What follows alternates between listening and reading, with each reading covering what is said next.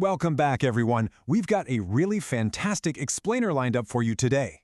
Our main focus is 数字にまつわる英語の慣用句を学びましょう. That's right, we are going to learn English idioms related to numbers, and specifically, 初心者向けの会話例を作成してください, meaning we are going to walk through some super practical, beginner-friendly conversation examples.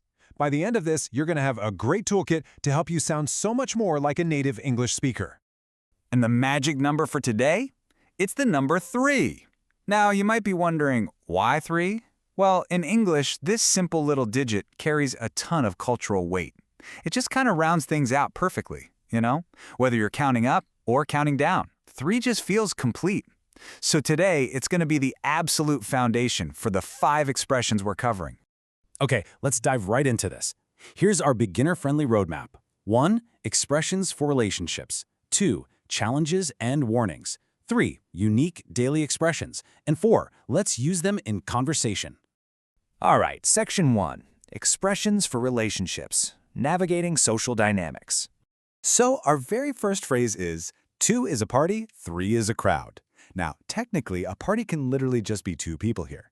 This expression captures that super specific feeling where 2 people are getting along beautifully, but the second you add a third person, it's just too much. It kind of messes up the vibe. You'd use this when you really just want to catch up with one specific friend without any outside interference, because let's be honest, sometimes that third wheel causes jealousy or things just don't click as well. Let's look at how this actually plays out in a real social scenario. So person A asks, should we invite Cynthia? And person B replies, it's been so long since I've seen you. 2 is a party, 3 is a crowd. See what happened there? Person B is basically saying, nope, let's not invite her. Now, it might not be the absolute nicest thing for Cynthia, who's getting left out, but it perfectly nails that desire for a one-on-one catch-up. Moving on to Section 2, Challenges and Warnings, Trying Again and Setting Limits. Next up, we have third time's a charm. I absolutely love this one because it's just so incredibly optimistic. It's an encouraging little phrase you use when someone has already failed twice, but you're hoping that attempt number 3 is the magic one that works. You can use it to cheer someone else on or even to playfully excuse yourself a bit. Like, if you just failed your driving test or totally botched parallel parking twice, you drop a third time's a charm to show there's absolutely no shame in trying again. Here's a really great beginner-friendly dialogue for this. Person A says, I finally found out that I passed my exam. And person B responds, wow, congrats, third time's a charm? This totally implies that person A took the exam 3 times in total, failing those first 2. It's a really wonderful way native speakers celebrate a hard-fought victory, proving that persistence pays off without dwelling on past failures. Now, on the flip side of that optimism, we've got warnings. Specifically, 3 strikes and you're out. Obviously, this comes straight from the sport of baseball. But man, its application goes way, way beyond sports. You use this when someone has had prior warnings and they're about to face some form of discipline or just total failure on that third offense. And this right here brilliantly illustrates how the concept works in daily life, especially when it comes to parenting. It's honestly a bit of a cliché at this point, but it's still an amazingly effective and heavily used way to discipline kids. A mom might say, I gave you your warnings. Remember, 3 strikes, you're out. It sets up a crystal clear boundary. Step 1, step 2, and then boom, step 3, there's a real consequence. All right, on to Section 3, Unique Daily Expressions, Nature and Lighthearted Fun. This next one is honestly a bit of a cultural lesson. 3 leaves, let it be. If you're ever hiking, particularly over in North America, you've really got to watch out for poisonous plants like poison ivy or poison oak. Why? Because they literally grow in clusters of 3 leaves. Kids in American culture almost always learn this exact phrase at nature camp or on a field trip.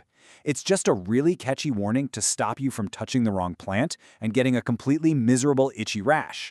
Let's look at a quick exchange. Person A complains, I got poison ivy last month on a hike. Person B replies, that's awful.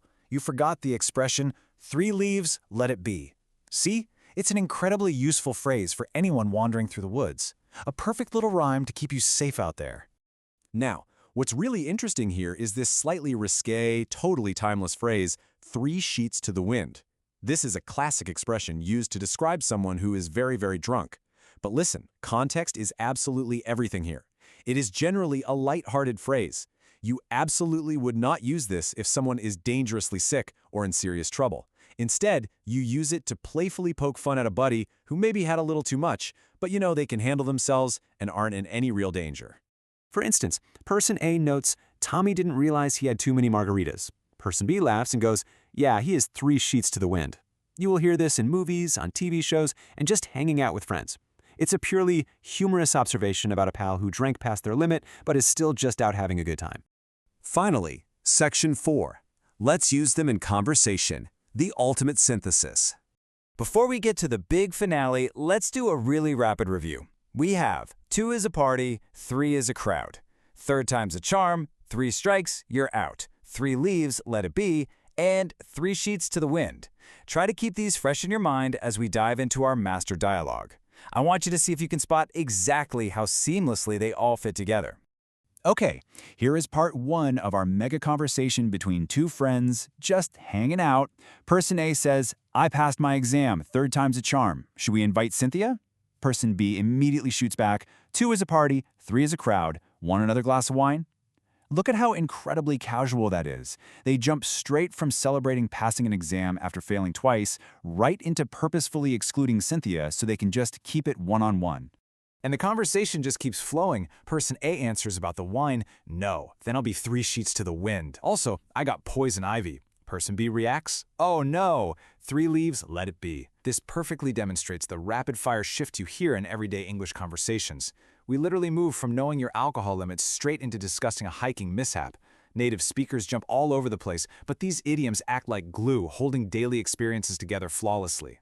As our source material brilliantly points out, numbers do come up all the time in our language. Don't be afraid to use these fun expressions. For all you beginners out there listening, just remember that grouping these expressive, highly useful idioms by a specific theme, like the number 3, makes them so much easier to recall when you're caught in the middle of a fast-paced chat. Putting 2 and 2 together, or, well, in this case, 3 and 3, is absolutely the best way to master conversational English. So, I'll leave you with this. What other number idioms do you know? Keep your ears open, keep looking for those patterns, and until next time, stay curious. Got it! What's up? Catch up! Aha!